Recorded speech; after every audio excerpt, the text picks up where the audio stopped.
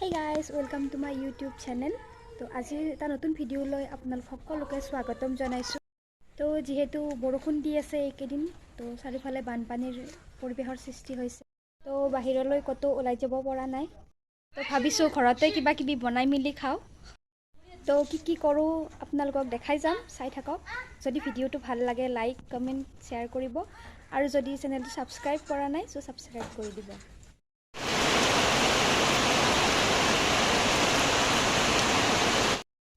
তো এয়া বাহিৰৰ দৃশ্য, তো পথাৰ পুৰা ভৰ্তি হৈ গৈছে।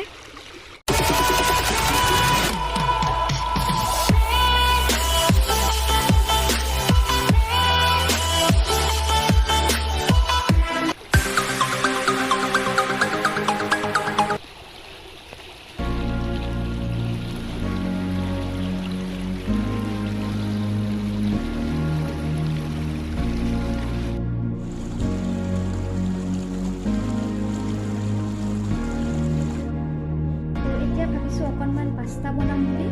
আহক তেন্তে পাস্তা বনাবলৈ আমি গৰম পানীত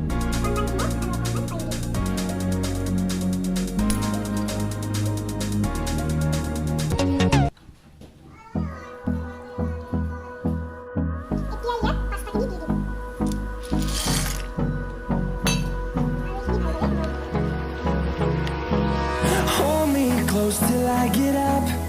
Time is barely on our side. I don't wanna waste what's left.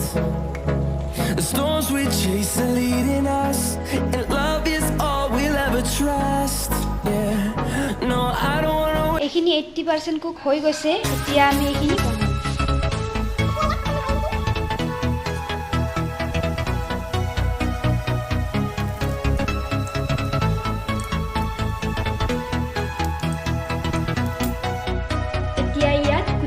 পিঁয়াজ, জলকীয়া আৰু নহৰু দিম।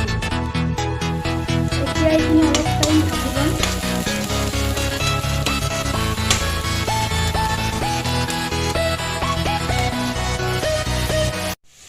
আৰু এতিয়া ইয়াত কুটি লোৱা বিলাহীখিনিও দি দিম।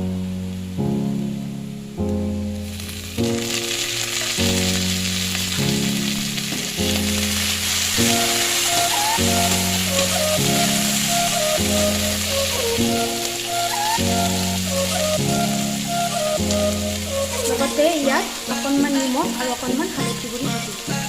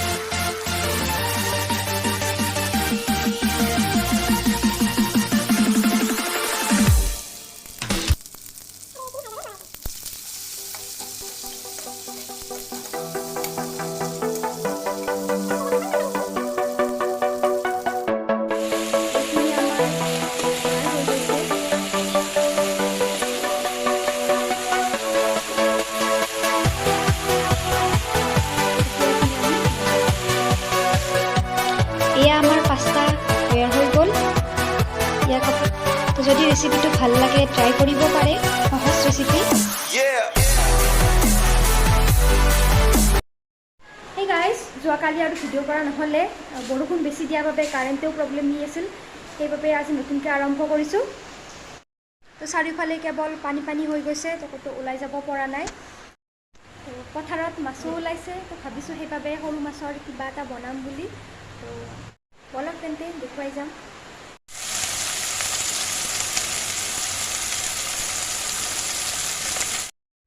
আৰু এয়া ভাজি থোৱা মাছ। তো ভাবিছোঁ যিহেতু সৰু মাছ আছে, তো সৰু মাছৰ আদা দিয়া বনাম বুলি ভাবিছোঁ। যিহেতুকে সকলোৱে খাই ভাল পায় আৰু ময়ো ভাল পাওঁ, তো সেয়ে বনাওঁ। আদা দিয়া মাছৰ কাৰণে মাছখিনি ভাজি লৈছোঁ। এতিয়া ইয়াত পেষ্টখিনি দি দিম। আদা দিয়া মাছৰ বাবে আমি আদা নহৰু পিঁয়াজ আৰু জলকীয়াৰ এটা পেষ্ট বনাই লৈছোঁ।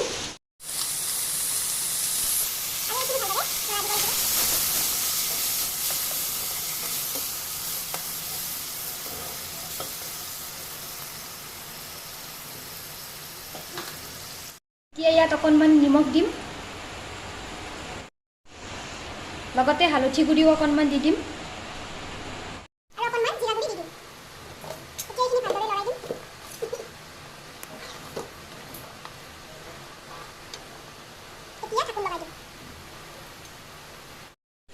এতিয়া ইয়াত অকণমান গৰম মছলা দি দিছোঁ আৰু অকণমান টাইম ৰাখিলে এইখিনি হৈ যাব।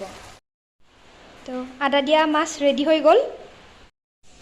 তো আজি ভাতৰ লগত আছে ভাত, দাইল, ভাত কেৰেলা ভাজি, সৰু মাছৰ আদা দিয়া, সৰু মাছ ভাজি আৰু গৰৈ মাছৰ পিটিকা। এতিয়া আমি খাই লওঁ। এই গাইজ, তো খোৱা বোৱা কেতিয়াবাই হ'ল, তো এতিয়াও বৰষুণ দিয়ে আছে।